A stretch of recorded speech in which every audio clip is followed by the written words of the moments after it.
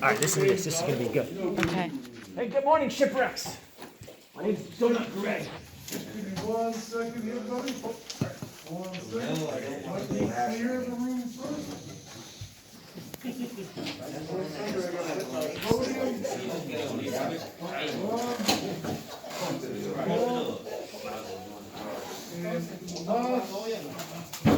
Looks like you forgot a couple there on the back. All right, let me just grab my scare truck here. All right, donuts. My face.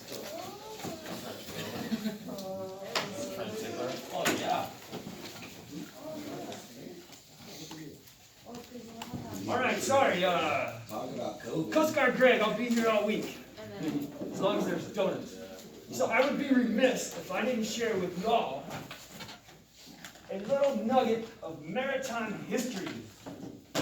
'Twas the night before Easter, and all through the ship, not a rudder shaft packing was holding water out, not even the watertight doors in the engine room.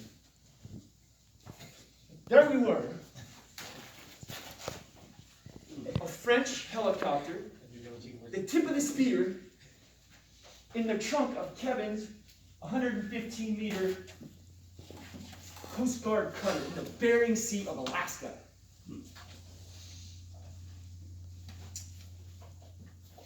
It was a Saturday. The bosun's mate might know that it's pizza night on Saturday, and you cannot skip pizza night at 5 o'clock when you have an eating contest at 7. Morale is the food on the ship, speaking of which. So 5 o'clock we eat pizza like it's our last meal.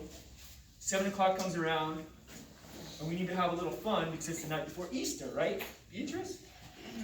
So what we do, we take the paper label off of the 10-pound cans, we put them up there, and we ask a team of 3 to pick a can and finish it.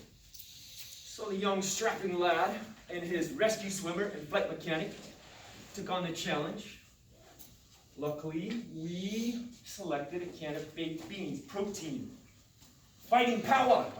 Some people had apple pie filling, which I got a sweet tooth, but that's a lot of starch. Some people ended up with pickles and had to drink the vinegar, whatever that juice is. Okay, so long story short, we finished second. We can't all win. We can't save them all. So promptly at 8:08 Hawaiian time, I was in the rack. I was hurting.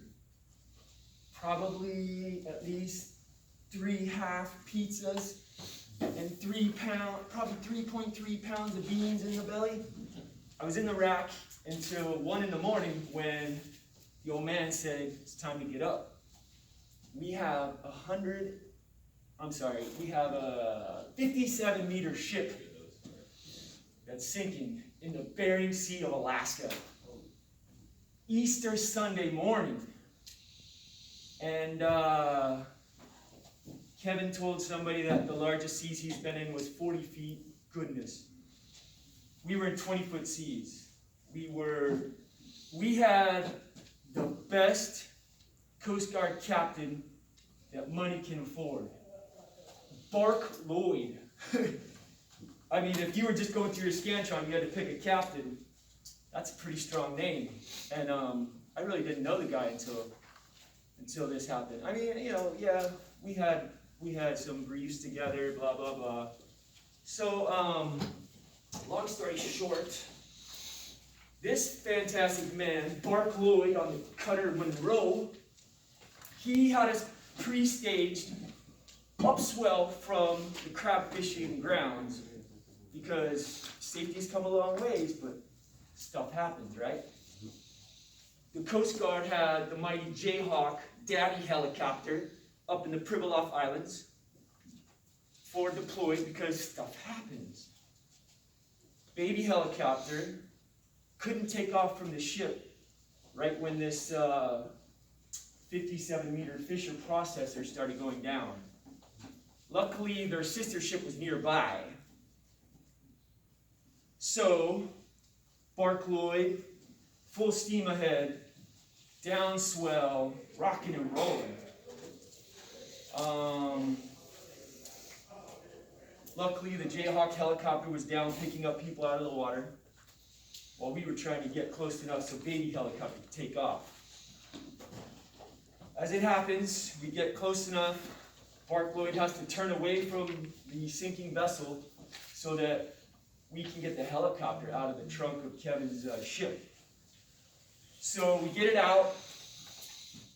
Kind of the leadership aspect is, don't get so involved with our jobs that you lose sight of the big picture. Junior pilot Greg was letting the men do their job. I started from the bottom, and I let my boys do their job. I was outside of the entire evolution as the miscommunication between the ship and the helicopter crew happened, and that ship started turning back down swell, and I single-handedly kept the helicopter from falling off the deck that night. We had sea spray coming up on the helicopter, freezing as it hit the skin of the craft. So we take off, baby helicopter, daddy helicopter crossing in the middle of the night. It was epic. We can't plan this. It was beautiful. Daddy helicopter dropping survivors off on the ship, baby helicopter getting on scene. I'll eat more than two, trust me. Long story short, we get on scene. Senior Army pilot is like, wow, guys, where do we start? Common Sense Greg says, hey, all of these guys over here huddled together in that whatever position, they're good, they have each other. What about that guy, and that guy, and that guy, the onesies, twosies? So we started there. We left our rescue swimmer on scene so that we could take an extra survivor. The problem with that ship, we already talked about the lack of maintenance. Well, all the Gumby suits, the survival suits had holes in them. So, yeah, you know how that worked out. Nobody made it into a survival raft except for my rescue swimmer. I gave him my aircraft survival raft. So if we went down, we were treading water in our dry suits. But he got extra people out of the water while we were taking people back to the ship. Everything worked out perfect. We can't plan this. And stewardship, outside the box, keep an eye on safety. And that's all I know. Awesome. For the record, if there is one. Thank you, Greg. Oh, my pleasure. Good job, good job.